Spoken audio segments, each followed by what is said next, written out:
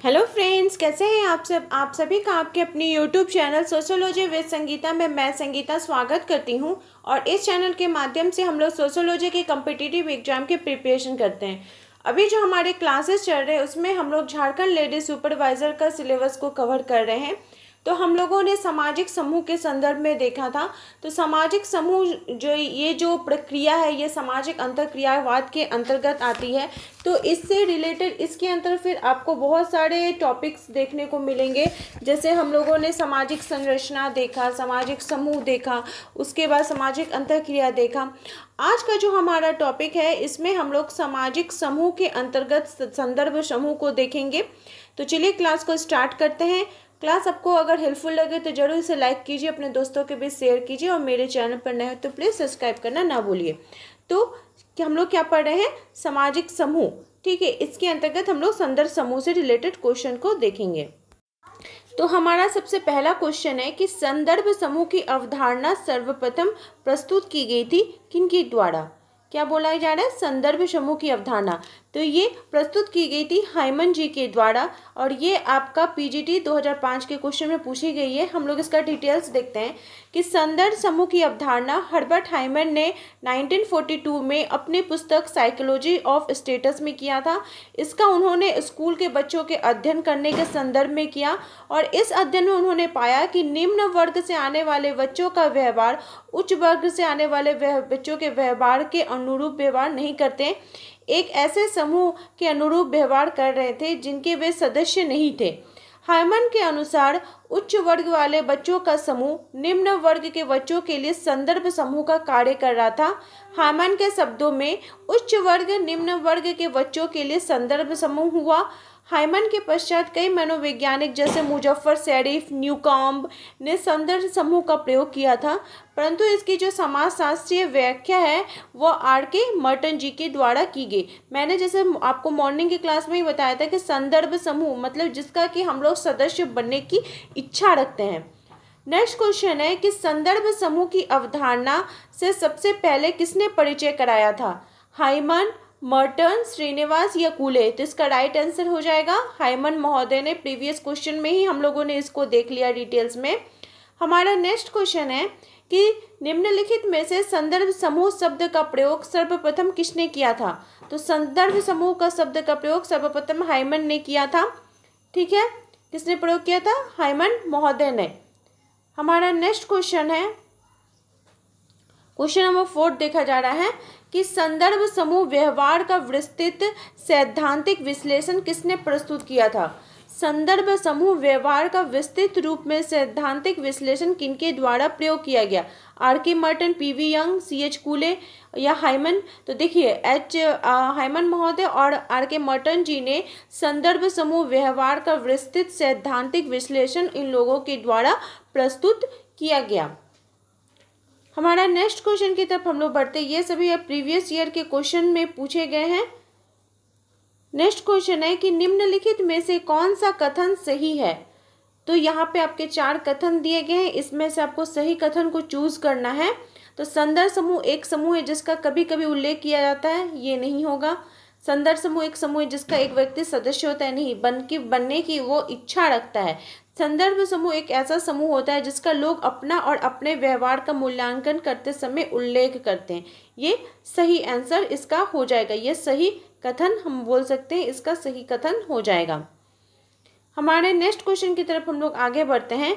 देखिए हम लोग इसका डिटेल्स में देख लेते हैं कि हाइमन ने संदर्भ समूह यानी रेफरेंस ग्रुप जैसे शब्द का प्रयोग किया।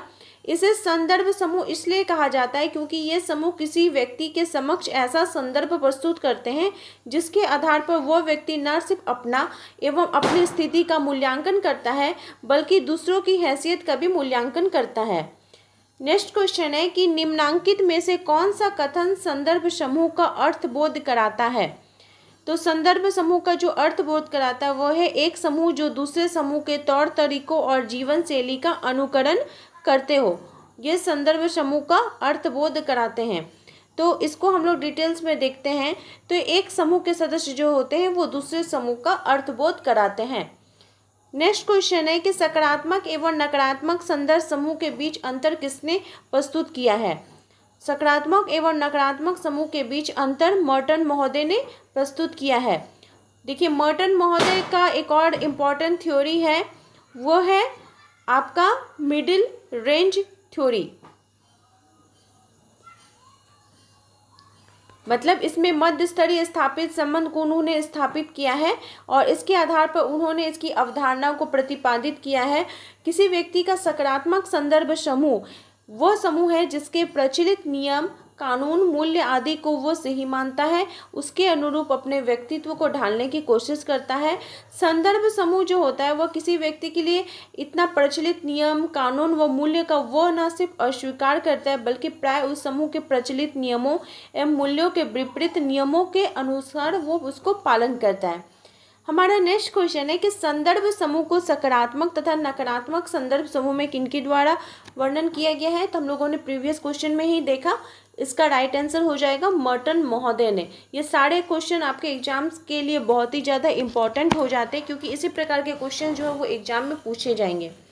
नेक्स्ट क्वेश्चन है कि सापेक्षिक अभावबोध की अवधारणा को किसने विकसित किया था। सापेक्षिक अभावबोध संदर्भ समूह के संबंध में तुलनात्मक वचन या अभाव की दशा अथवा सापेक्षिक अभावबोध की अवधारणा R.K. मर्टन जी के द्वारा प्रस्तुत की गई थी। उनका बहुत ही समाजशास्त्रीय योगदान था समाजशास्त्र के क्षेत्र में। उन्होंने अपनी पुस्तक द अमेरिकन सोल्जर में तुलनात्मक अभाव की अवधारणा पर विशेष प्रकाश डाला। उनके अध्ययन में उन्होंने पाया कि अमेरिका में जो विवाहित सिपाही थे वे अक्सर यह सोचते थे कि अविवाहित सिपाहियों की तुलना उन्हें अधिक त्याग करना पड़ता है। उनका ऐसा सोचने का आधार यह था कि उनको अपनी पत्नी बच्चों से दूर रहना पड़ता है, देश की सेवा करना पड़ता है, देश की सुरक्षा के लिए उन्होंने बहुत कुछ ज़्यादा ही त्याग कर दिया, ऐसा उनका सोचना था। नेक्स्ट क्वेश्चन है कि किस पुस्तक से मर्टन को संदर्भ समूह की अवधारणा का स्रोत प्राप्त हुआ था। कौन से पुस्तक से? तो अमेरिकन सोल्जर से उन्होंने इसकी पुस्तक का अवधारणा का स्रोत प्राप्त हुआ था। आपको हो सकता है थोड़े पटाखे की आवाज़ आएंगे क्योंकि फेस्टिवल का सीजन स्टार्ट हो गया है, इसलिए पटाखे की आवाज़ आ सकती है।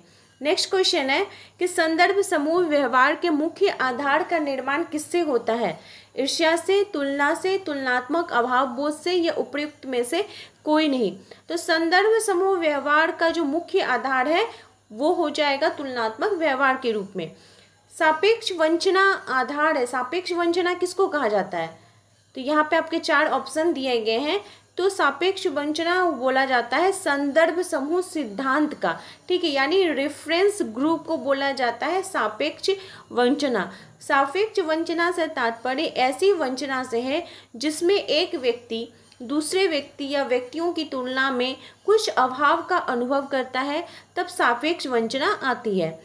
नेक्स्ट क्वेश्चन है कि किसने जाति, गतिशीलता तथा गतिकी की व्याख्या के लिए संदर्भ समूह सिद्धांत का प्रयोग का समर्थन किया था।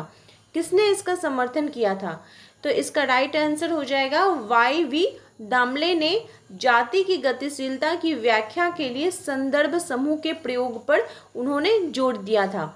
ठीक है, जाति गतिशीलता की व्याख्या के लिए Y.V. दामले ने इसके प्रयोग पर जोर दिया था। देखिए, ये सब सामाजिक समूह के अंतर्गत का टॉपिक हो। नेक्स्ट क्वेश्चन है कि सीमांत व्यक्ति शब्द का सर्वप्रथम प्रयोग किनके द्वारा किया गया था। सीमांत व्यक्ति शब्द का प्रयोग सर्वप्रथम किनके द्वारा? S.C. दुबे, F.G. वेली, रॉबर्ट पार्क या वाई सिंह। तो M. शेरिफ ने व्यक्ति की सीमांतता की व्याख्या करते हुए लिखा कि एक सीमांत व्यक्ति वह है जो अपने समूह के मूल्यों के अनुसार जीवन व्यतीत करते हुए भी पराये समूह के मूल्यों को आंतरिक रूप में स्वीकार करता है। यह द्वंद्वात्मक स्थिति उसकी सीमांतता का द्योतक है। दो विरोधी संदर्भ समूहों के बीच पड़ जाने की स्थिति में सीमांतता को प्रकट करती है। इस अवधारणा को सामाजिक विज्ञानों में सर्वप्रथम प्रयोग करने का श्रेय स्टोनविस्ट और बाद में रॉबर्ट इर्क पार्क को जाता है। एक क्वेश्चन के अंतर्गत आपको कितने सारे क्वेश्चन निकल कर आते हैं। अब तो हम लोगों ने संदर्भ समूह देख लिया, अब हम लोग देखेंगे समिति के संदर्भ में। ये भी आपका सामाजिक समूह के अंतर्गत आएगा। क्वेश्चन है कि जब हम परिवार को व्यक्तियों के गठित समूह के रूप में देखते हैं तब उसको क्या कहा जाता है। ये परिभाषा हो सकती है। ये परिभाषा ही है, तो इसका जो राइट आंसर है वो हो जाएगा समिति। अर्थात जब हम परिवार को व्यक्तियों की एक गठित समूह के रूप में देखते हैं तब हम उसको क्या कहते हैं, समिति कहते हैं। समिति अर्थात एसोसिएशन कहते हैं। नेक्स्ट क्वेश्चन है कि जब हम परिवार का विवेचन एक समूह के रूप में करते हैं तो उसे कहा जाता है। तो परिवार का विवेचन एक समूह के रूप में करेंगे तो उसको क्या कहा जाएगा, एक समिति कहा जाएगा। नेक्स्ट क्वेश्चन है कि लोगों का समूह जो निश्चित की पूर्ति हेतु संगठित किया जाता है उसको क्या कहा जाता है। लोगों के समूह को एक निश्चित की पूर्ति हेतु संगठित किया जाता है तो उसको संघ कहा जाता है। संघ या समिति एक ही है कि रचना जानबूझकर किन्हीं विशिष्ट उद्देश्यों को पूरा करने के लिए की जाती है। समिति का निर्माण हितों की तार्किक स्वीकृति के आधार पर होता है। इस प्रकार के समूह की सदस्यता ऐच्छिक होती है। नेक्स्ट क्वेश्चन है कि निम्न में से किस विशेषता का संबंध समिति से है। तो यहाँ पे समिति की विशेषता पूछा जा रहा है। सामान्य उद्देश्य, विशिष्ट उद्देश्य, स्वतः विकास, अनिवार्य उद्देश्य। तो इसमें से कौन सी विशेषता समिति की विशेषता है, तो इसका राइट आंसर हो जाएगा विशिष्ट उद्देश्य। समिति की जो संबंध है वो क्या हो जाएगा, विशिष्ट उद्देश्य। नेक्स्ट क्वेश्चन है कि निम्नलिखित में से कौन एक समिति की विशेषता नहीं है। इसका एक उद्देश्य होता है औपचारिक नियम, सहयोग या स्थायी प्रकृति। तो इसका राइट आंसर हो जाएगा स्थायी प्रकृति समिति की विशेषता नहीं है। तो समिति की प्रमुख विशेषता कौन सी हो जाएगी, व्यक्तियों का समूह, निश्चित उद्देश्य, विचारपूर्वक स्थापना, निश्चित संगठन, औपचारिक नियम, सहयोग, ऐच्छिक सदस्यता, अस्थायी प्रकृति, औपचारिक संबंध आदि, ये सभी समिति की विशेषताएं हो जाएंगी। तो इससे बाहर जो आएगा वो इसका विशेषता नहीं होगा। नेक्स्ट क्वेश्चन है कि निम्नलिखित में से कौन सा समिति का लक्षण नहीं है। तो लोगों का एकत्रीकरण ये समिति का लक्षण इसमें पूछा जा रहा है, तो वो है, तो कौन सा नहीं है, तो स्थायित्व की भावना ये समिति का लक्षण नहीं है। नेक्स्ट क्वेश्चन है कि निम्नलिखित में से कौन समिति की विशेषता नहीं है। व्यक्तियों की सामूहिकता, कतिपय उद्देश्यों का होना, ऐच्छिक सदस्यता, सामुदायिक भावनाओं का अनुसरण करना। तो इसका राइट आंसर हो जाएगा सामुदायिक भावनाओं का अनुसरण करना समिति की विशेषता नहीं है। नेक्स्ट क्वेश्चन है कि निम्नलिखित में से किसमें सदस्यता ऐच्छिक होती है। समाज, समुदाय, समिति या संस्था। समाज के हम सदस्य होते हैं, समुदाय के भी हम सदस्य होते हैं, संस्था। तो इसमें ऐच्छिक होना मतलब अपनी इच्छा के आधार पर हम किसके बनते हैं, तो कोई भी संघ या समिति के सदस्य जब हम अपनी इच्छा के आधार पर होते हैं। तो ऐच्छिक सदस्यता किससे संबंधित है, तो ऐच्छिक सदस्यता जो है ये किससे रिलेटेड हो जाएगी, ये समिति से रिलेटेड हो जाएगी। ठीक है, एसोसिएशन से रिलेटेड ये हो जाएगी। नेक्स्ट क्वेश्चन है कि निम्न में से कौन समिति नहीं है। कॉलेज, राजनीतिक दल, गांव या समाज सुधार संगठन, इसमें से कौन समिति नहीं है। तो आपका गांव समिति नहीं होगा क्योंकि व्यापारिक संघ, राजनीतिक दल, विद्युत समाज, शिक्षक समिति, प्रार्थना समाज, मजदूर संगठन, परिवार, कॉलेज, ये सभी आ जाएंगे समिति के अंतर्गत, लेकिन गांव ये समिति नहीं है। नेक्स्ट क्वेश्चन पूछा जा रहा है कि निम्नलिखित में से कौन समिति का एक लक्षण नहीं है। लोगों की सामूहिकता, कतिपय उद्देश्यों का होना। तो इसका जो राइट आंसर है वो हो जाएगा आदर्श मानदंडों का अनुसरण करना। हम लोग डिटेल्स देखते हैं कि संस्था में आदर्श मानदंडों का अनुसरण किया जाता है। शेष विशेषताएं समिति की हैं। और ये जो क्वेश्चन है ये इसमें कोई गलत आंसर दिया गया था जून 2000 में यूजीसी के नेट के एग्जाम में, तो इसको फिर लोकसभा आयोग ने इसका उत्तर जो विकल्प है वो डी माना है। ठीक है, हम लोग नेक्स्ट क्वेश्चन की तरफ बढ़ते हैं कि दो कथन दिए गए आगे कि हम समिति के सदस्य होते हैं, संस्था के नहीं। समिति समूह होता है किंतु संस्था नियम व कार्य प्रणाली होती है। तो इसमें कथन का सही करने के लिए, चूज करने के लिए बोला गया है कि ए और आर दोनों सही है, आर ए की सही व्याख्या है, ए और आर दोनों सही है, आर ए की सही व्याख्या नहीं है। तो इस प्रकार का है। तो ये मिकाइवर एवं पेज ने समिति के संदर्भ में लिखा है कि इसके सदस्य होते हैं ना कि संस्थाओं के। समिति से मनुष्यों की एक संगठित समूह का बोध होता है, जबकि संस्था से एक कार्य प्रणाली का बोध होता है। परिवार, महाविद्यालय, धार्मिक संगठन, राजनीतिक दल आदि व्यक्तियों के समूह के रूप में समितियां होती हैं और नियमों, विधि विधान, कार्यप्रणाली के सांचे के रूप में ये संस्थाएं जो है ये कार्य करती हैं। फिर वही रिपीटेड क्वेश्चन दिया गया है, देख लीजिए आप लोग। और इसका जो राइट आंसर हो जाएगा वो हो जाएगा ए और आर दोनों सत्य है और आर ए की सही व्याख्या करता है। तो आई होप आप लोगों को आज की क्वेश्चन की सीरीज हेल्पफुल लगी होगी। इसी प्रकार से आप लोग चैनल के साथ बने रहिए। हम लोग एक एक टॉपिक को, छोटे से छोटे टॉपिक और बड़े से बड़े टॉपिक को, उसको पूरा आप लोग को क्लियर करवाया जाएगा इसमें। मेरे चैनल के साथ बने रहने के लिए आप सभी का थैंक यू।